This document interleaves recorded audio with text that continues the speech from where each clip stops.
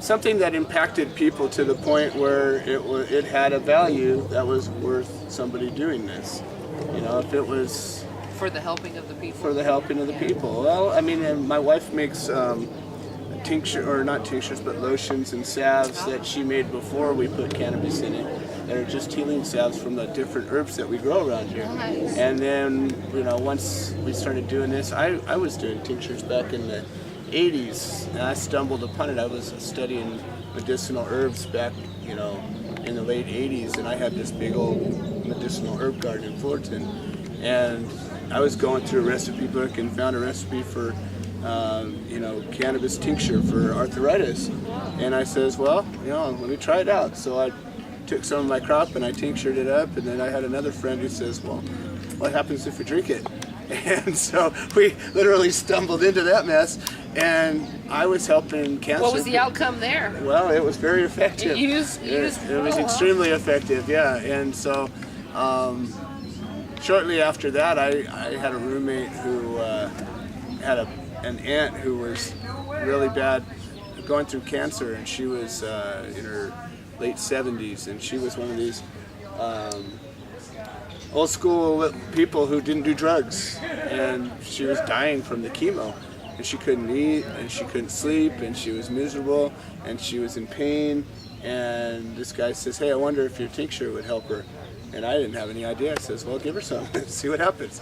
And she tried a little teeny bit of it, and you know, this is, like I said, this is in 89 or 90. There was no 215. There was no medicinal cannabis. What the heck Your was that? test study was in your own home, Well, and she was not going to be This is willing old medicine. participant. This She isn't a needed new help. thing. This is medicine that goes back thousands of years. And if you study any tradition from anywhere in the world, cannabis will be in it as medicine for all sorts of different things. And from Native Americans up in Canada to Peru, I mean, you go anywhere, and you study a herbal tradition, and this plant will be shown as valuable. So is this what motivated you to want to get into opening a collective? Well, so what happened was, is I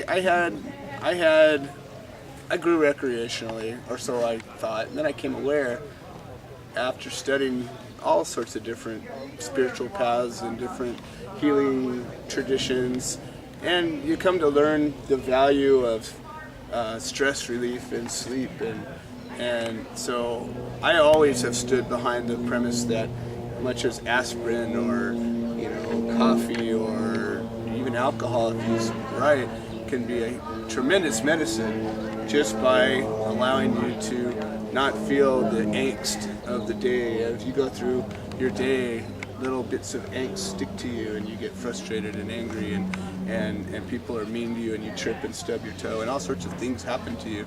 And it's one of those things that kind of magically makes it melt away and not bother you. And then you couple that with a lot of people can't sleep. I mean, I know so many people that have insomnia of all different natures, and you smoke a little bit of this and wow, you can sleep. And you know, when you are in an injury and your muscles spasm in pain, they have this whole course of drugs that are muscle relaxers. Why? So it helps you heal because you relax. Well, this does the same thing. So my thought always was, whether it had anything to do with cancer or anything major, well, it's health. And so any one of these things helps your body to heal itself and keeps things like, I believe, like cancers and injuries from getting worse. What was her results when she tried the first time? How was her? She called me up. Well, she actually called up my friend, her nephew, and she was in tears. And she was in tears of joy. She said, I pray for you every day because you changed my life. She says I can sleep, I could eat. She says I couldn't eat. You know, they give me this medicine and I couldn't eat, and you know, then she couldn't sleep and she was getting sicker and sicker and sicker. Weak. And so yeah, for over a year, you know, like once a month I'd give her a little bottle of tincture, and you know, she'd just take a couple of drops at a time, and you know, she ultimately passed from it. But you know, that was when I said, wow, you know, there's something really here.